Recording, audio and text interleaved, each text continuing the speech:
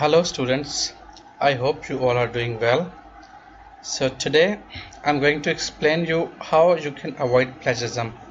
This is the third lecture of plagiarism, topic plagiarism that we have been doing, and this is the last lecture. So we'll be discussing some guidelines which can help you to avoid plagiarism. So plagiarism, how do I avoid it? The following guidelines will help you to avoid plagiarism. However, you have to be aware that different disciplines have their own conventions and faculties and divisions produce their own guidelines to referencing and avoiding plagiarism. Now, different universities and different faculties might have different guidelines, but more or less, generally speaking, they are the same. So the guidelines that I'll be explaining you in this lecture, they are the same. These are the same guidelines which most of the universities and most of the faculties recommend. Now make sure you refer to your student handbook for further guidance. If in doubt, ask a tutor or a lecturer. Now the first guideline, making notes.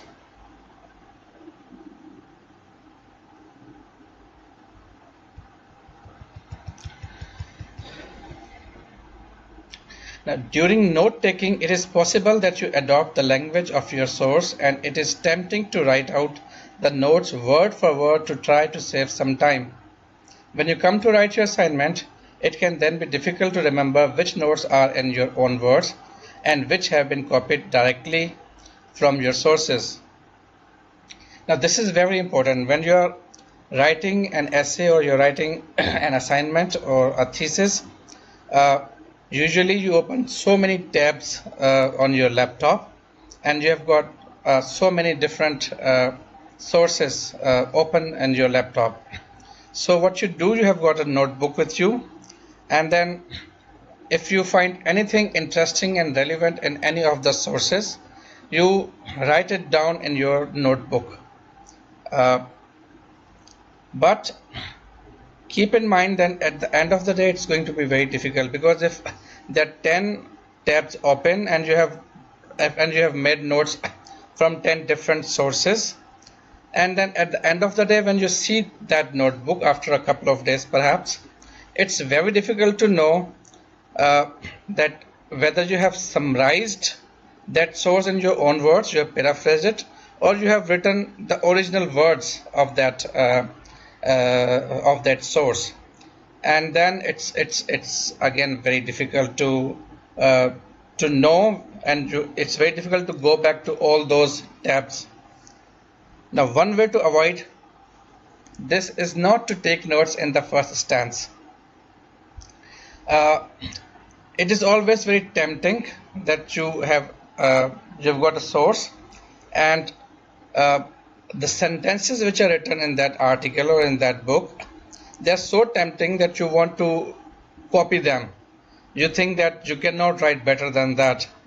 And then at the same time, if you have summarized, if you have paraphrased in your own words, again, after a couple of days, it's very difficult to differentiate which ones are your own words and which ones were actually the text that you wrote the exact words. So instead, read the text first, consider what author has said, and then summarize the work in your own words. So a good suggestion can be that do not copy the words of that text. And the simple solution is that do not just read one sentence and write it. Read the whole paragraph, read the whole page, and then try to summarize it in your own words. It will be less likely then to repeat the exact words of that source. If you do this, you will tend to copy less of the text and also test your understanding of the work. So in this way, not only you will be writing less exact words, but it will let you know your understanding, whether you have understood the text or not. So if you have read a whole text, if you have read the whole paragraph and then you're writing in your own words, that means you have understood the text. But if you're copying the exact words, then you never know whether you have understood the text or not. Another strategy is to write any notes in your own words in one color pen and any direct quotation in another way. So this is what I was talking about, that after a couple of days you have got your notes with you, and now it's very difficult to differentiate whether the things that you have written, they are in your own words or you have copied the exact words. So another solution can be that you use different color pen. For example, if you're writing the exact words, you use black pen. And if you are summarizing the things in your own words, then perhaps use blue pen. So at the end, it's very difficult. It's very easy for you when you see your notes. You know that the notes which are in black pen, which are written in black pen, they are the exact words, and the notes which are written in blue pen, you have paraphrased them on your own. When you go back to your notes to write your assignment, it will be clear what is your work and what has been taken direct from somebody else's works because of different color pens. Now, when you're taking notes from other sources, remember to be systematic in recording all the necessary details about the source, ready to prepare your final reference list. Now, this is very important. Keep in mind that whatever you are writing from an original source, you need to have two things. You need to give in-text citation, and you need to mention it in your final reference list. So it's very, very important, because I can tell you from my own first-hand experience, when you write your essay, when you write your thesis, and you have 10-12 tabs open, and then you have got an article, you take out something from that article, you write those words. Now after 3 days, 4 days, that tab is gone. So at then and there, if you have not taken all the information which you will be needing, which you will be requiring for your to acknowledge that source, then it's very difficult, because the tab is gone. You don't have that information, and if you don't have that required information, you cannot include that information in your text. So for example, if you have referred to one text, one source, you know that you have to not only cite it in your text, but you have to provide that in your reference list as well. So please take out all the information from that source which you'll be needing for your in-text citation and for your reference list. Once you have done it, only then close that tab. Otherwise, later on, you have got all the information, you have got so many sources, but you won't be having the required information to put them in your text, or to provide the reference list at the end.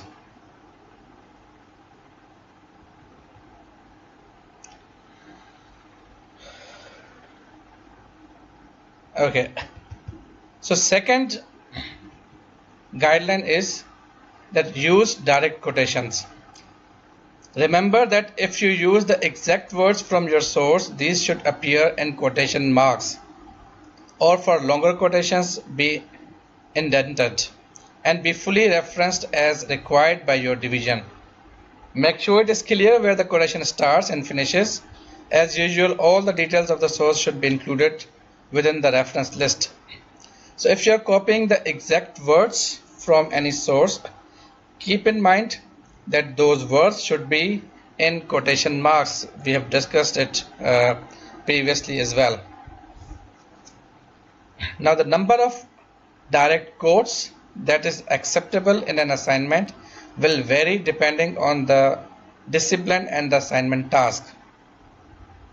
For example, in an English assignment, a substantial number of quotations may be required to illustrate or support a particular argument. However, in the natural sciences, it is less likely you would require numerous direct quotes to evidence your argument.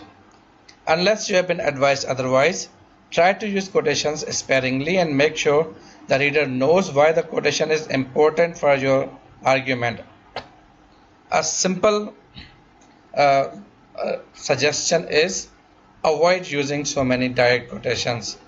As we discussed in our previous lecture as well, that students are not encouraged to use so many direct quotations because the tutor will not know whether you have really understood the text or not, and it doesn't show your competence, your capability to understand the text and write it in your own words using your own context.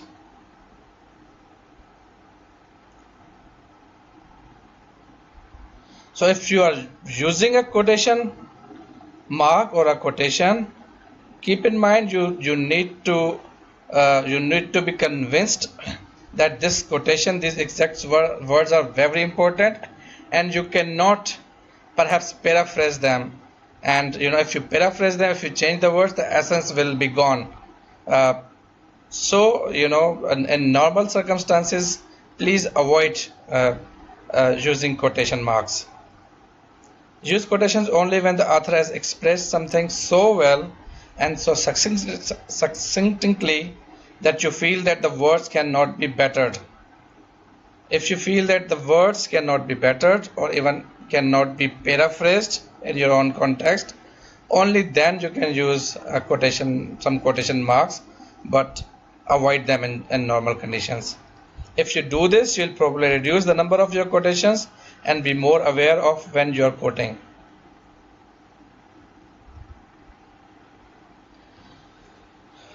It is also important to minimize the number of secondary quotations. This is where you lift a quotation from a source without studying the original piece of work. Now, what is secondary quotation? Keep in mind, your primary quotation is when you have gone through the original source. You have read an article, and in that article, from that article, you have taken one paragraph or you have taken one sentence. Now, if you have read the whole article, so that is your primary source. You know in which context that sentence was used. But sometimes what happens when you read an article or when you read a book, in that article or in that book, the writer has referred to another source. For example, in one article, the writer has referred to another article. The writer has taken a sentence from another article. Now that is your secondary source. For example, in one article, the writer has written, say, grammar is not very important in ELT. Now, this is not writer's quotation. Writer has taken this quotation from some other article. Now, in order to understand better that that sentence or in what context it is used, you have not gone through the original source. So, for you, this is not your primary quotation. This is your secondary quotation. To understand a quotation within another piece of work, it is often necessary to go to the original sources and read the work in context. So ideally speaking, what you will do, you'll go back to that source, the other source that the writer has used, and then perhaps you have to read that article so that you understand in what context that sentence was used. In that sense, if you have done it, now this is no more a secondary quotation for you.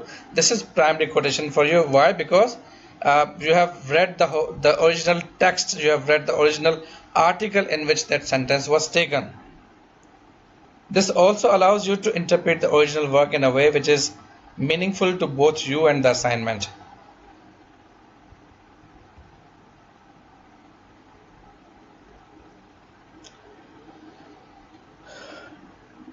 Now the third suggestion is paraphrasing. If you rewrite the author's words into your own words, remember that you still have to attribute the broad ideas or content to the author in question. You'll probably carry over some of their language, but as long as you are making it clear which sources you are using and not attempting to pass it off as your own work, then this should not arouse suspicion of plagiarism. We have already discussed what paraphrasing is. Paraphrasing is when you're not copying the exact words of that source. You have read a paragraph or a page or a chapter, and then you have written the same thing in your own words. Now the words are yours, but thoughts are not yours. Opinion is not yours. So in this sense, as long as you have acknowledged that source, this is encouraged, and it's not plagiarism. So it is encouraged that you, instead of copying the exact words, you paraphrase, you write in your own words what the author has written, but you need to acknowledge it. You need to acknowledge it both in your text as an in-text citation and at the end of the text as to provide the reference list. So as long as you have acknowledged it, it should not arouse suspicion of plagiarism.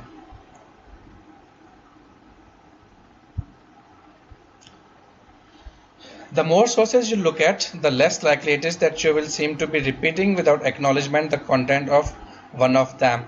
If you take care when you're taking notes, you'll also reduce the chances of unacknowledged paraphrasing.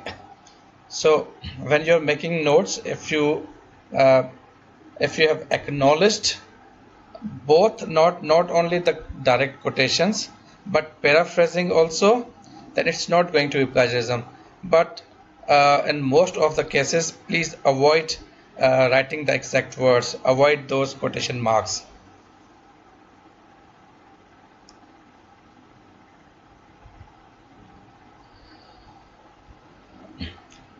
Okay, so fourth guideline is citing sources. Any information from sources that is used within the text of your assignment must be cited or acknowledged. So whatever information you are using from any source, they have to be acknowledged and cited. Now, it could be any source actually.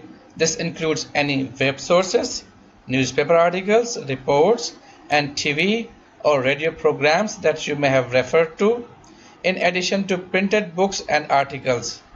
So both printed and unprinted, both published and unpublished sources, you need to acknowledge them and you have to cite them. The source should also appear in the reference list. So it's not only the in-text citation, but the source should appear in your reference list, which is at the end of your essay or your thesis. If you only cite some sources and forget others, it could be perceived as an attempt to prevent the lecturer comparing your assignment text with some of the actual texts used. If there is considerable similarity, either direct copying or paraphrasing, and you have not cited the work in question, then this could be considered as a case of plagiarism. Okay. For guidelines on how to cite appropriately, please refer to your departmental guidelines. Keep in mind, you have to cite and you have to give reference to all the sources. If you have given a reference, if you have cited some of the sources and you have not cited other sources or some of the sources, it will let your lecturer think or perceive that you have plagiarized the things.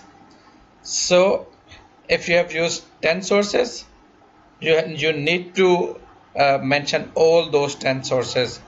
And if you have, and those, for example, if in your reference list you have got 10 sources, keep in mind that one reference, the whole reference that you have provided at the end of the text, you could use that reference 5 times, 8 times, 10 times in your text. Every time in your text when you use that source, you need to mention that from which source you have taken it.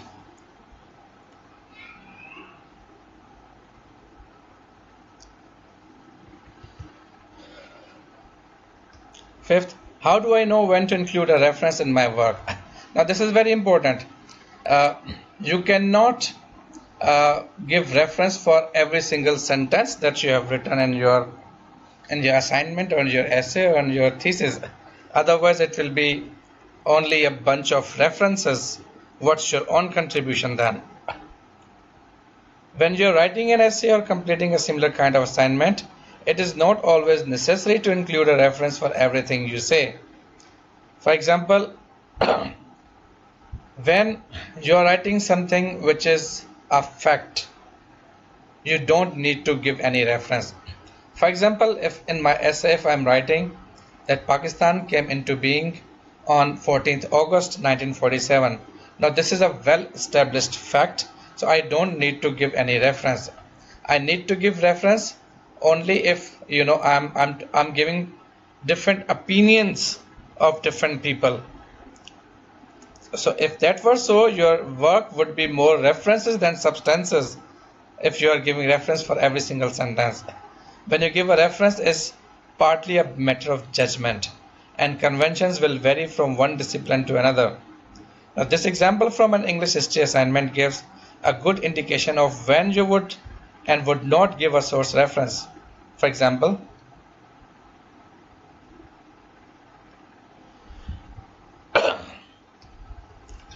if you have used this sentence in your essay, the Battle of Hastings was fought in the south of England in 1066.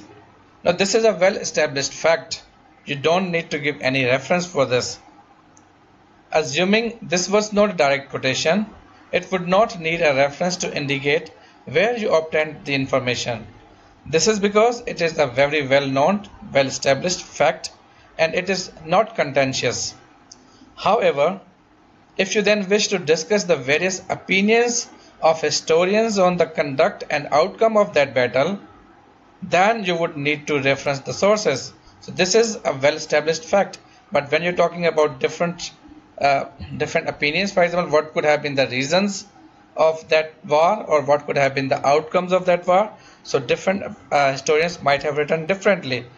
I'm sorry. So in that case, you need to give proper reference. This fictitious example illustrates the use of three sources which have been paraphrased by the student using the Harvard referencing that we'll be using in this course. Now the fact is same. The Battle of Hastings was fought in the south of England in 1066. Okay. The Battle of Hastings was fought in the south of England in 1066.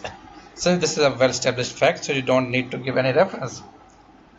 Spring 2009 considers that the Norman tactics were misguided but ultimately successful. Now this is an opinion. This is an opinion of one of the historians. Now this is in-text citation. Spring 2009. Now what is Spring? Spring is the writer of that source. That could have been that could be an article or a textbook. And what is 2009? This is the year in which that article was written or the book was published. Keep in mind, if this sentence, you have taken this sentence from a particular page, then you need to mention that page after 2009.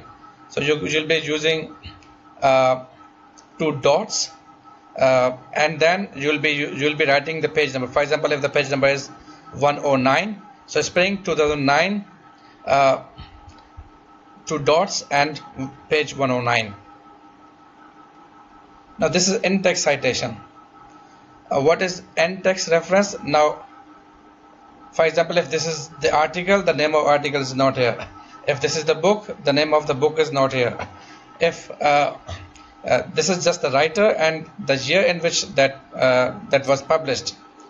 So the name of the book is not mentioned, the name of the article is not mentioned, and if this is the book, in which publisher has published that book, that's not mentioned.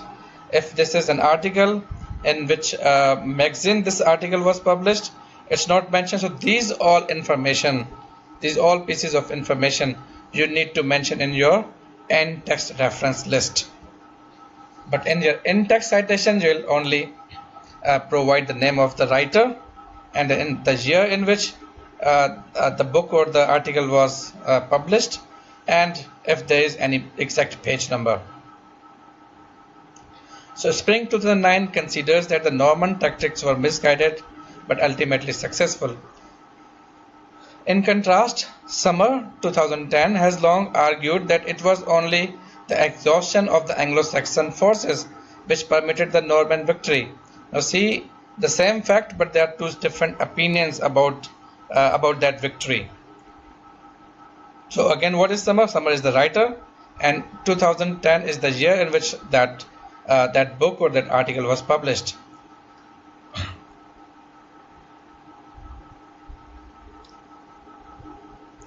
Now, this is second reference. Now, a more modern view has recently been expressed by Winter 2011, who regards both these views as too simplistic. This essay will consider this idea in more detail here.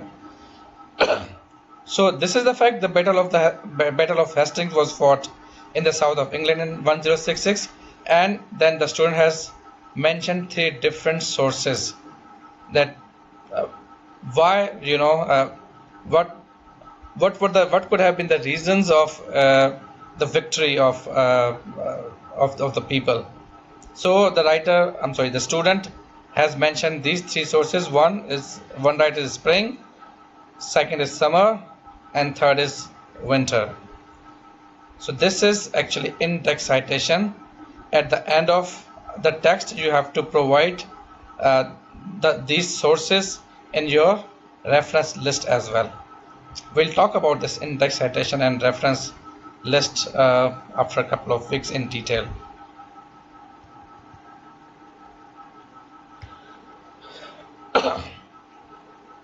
Six, your lecturer's views. It is a common assumption that your lecturer wants you to repeat his or her views in your assignment, especially if these have been published in a book or article. Try to remember that this is not the case. All lecturers want you to use the sources suggested in the reading, but they'll want you to use them constructively to answer the questions or complete the assignment. They do not want you simply to repeat the views contained in their own works. I explained you this in our previous lecture, that if your lecturer has recommended some books, or he has written a book which is about the same topic that you have got assignment for, you cannot be confined to just that one single source. Your lecturer wants you to read so many different sources and use so many different sources and come up with different opinions rather than the lecturer's opinion only.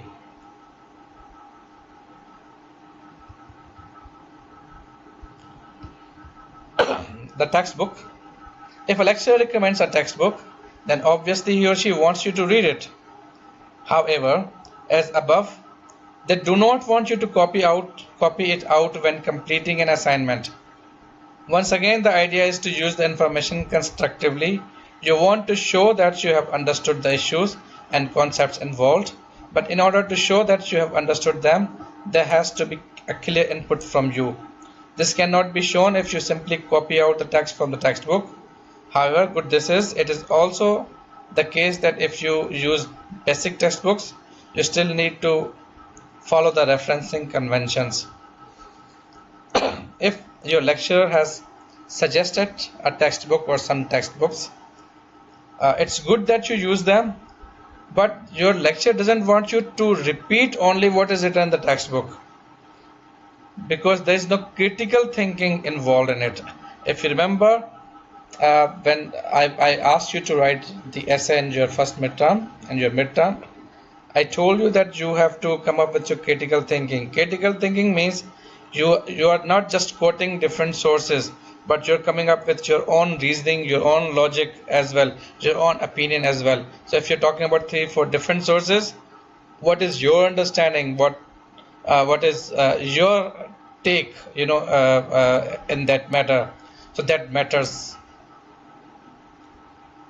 So you're not just taking information from different sources and writing it in your thesis. You're coming up with your own reasoning and logic as well. That's what we call critical thinking.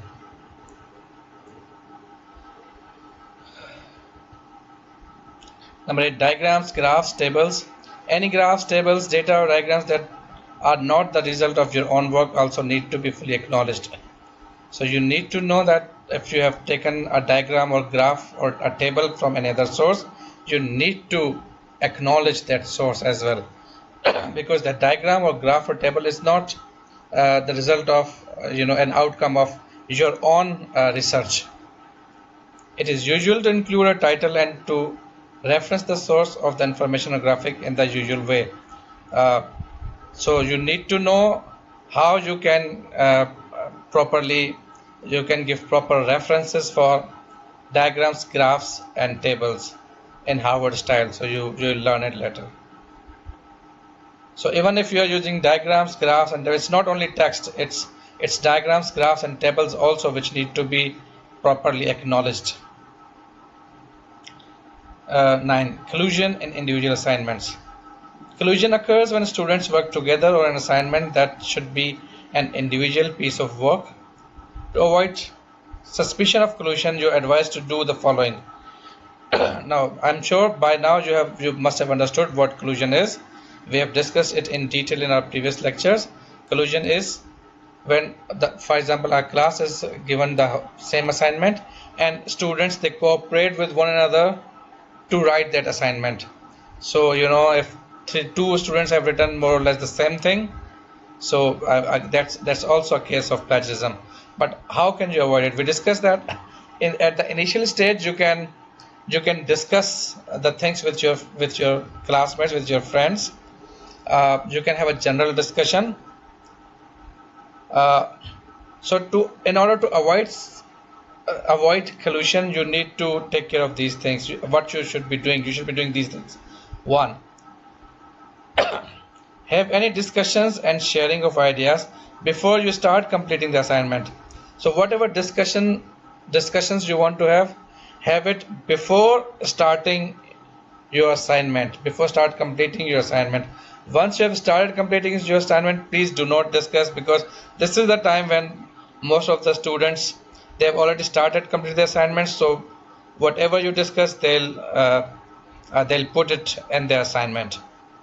Second, do not ask to look at anyone else's assignment, and do not show yours to anyone else if they ask to see it. Now this is very important. If your friend is writing an assignment, please do not ask him to show you his or her assignment, because if you are seeing someone's assignment, unconsciously you will follow it. So neither ask somebody to show his or her assignment, nor show anyone else your own assignment, because if you have written an assignment and some friend, some classmate has asked you to show him or her your assignment, you have shown him or her that your assignment, so most probably that student, that friend of you, might take something from your assignment and will write exactly in the same way.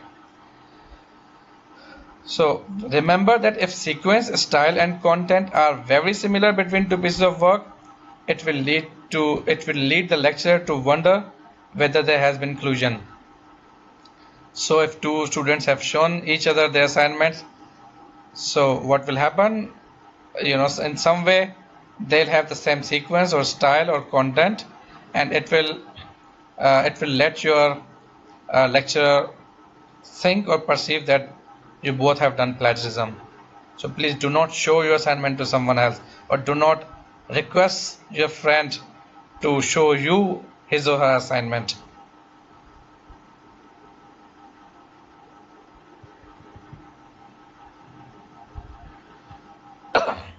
Number 10. Copying from the web or purchasing essays. There's only one simple piece of advice here: do not do this. Copying from the web, copying from the web that you've got something on the internet available, and you copy paste it. Now purchasing essays. Now this is interesting. Keep in mind that if you want to write an essay or a thesis, you might find some people who would offer you that they can write their essays for you, as we discussed in our previous lecture. So they'll take some money from you. I mean, this is common in European countries, that there are certain people who would approach you and who would say, if you need any help in your dissertation or in your, writing some academic essay, so they say, if you like, they can write that essay or thesis on your behalf. They'll charge something from you, and then you can have that essay as your own. And they even offer you to they even assure you that there will be no plagiarism involved. So they'll be writing that essay. So there are certain good students who have the knowledge on that particular topic, on that particular subject that you have given assignment for, and they'll invest their time, and then they'll write that essay for you and they'll charge. Please do not do this. You may know some fellow student who has done so and got away with it. However, remember that such a student may not have similar success next time. If you remember, we discussed in our previous lecture that even if you've got away with it and you've got good grades, but once you're done with your degree and you go out, you go into the job market, you appear in an interview, then it will be very obvious that your competency doesn't match the degree that you have got, and you have not learned anything. You have not learned the skills which are required if you have just purchased an essay from someone else, or if you have just copied from the web. So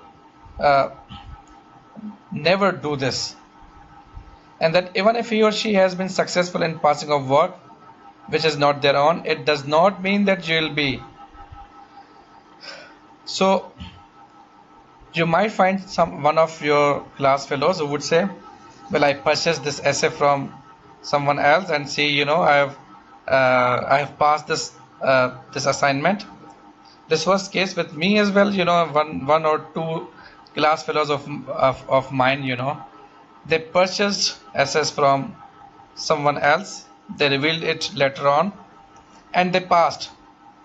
But in most of other subjects, they failed. The reason is that you might pass one essay, but you don't have to write just one essay. You have to write so many essays, and if you have purchased an essay, you don't have those required skills. So as I told you yesterday, that the process is more important than the outcome.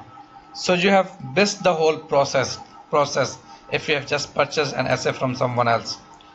And if someone else has succeeded in doing that, that does not mean that you will also. Okay, so be very careful. Universities have penalties for such activities, very serious penalties actually. So even your degree may be terminated sometimes.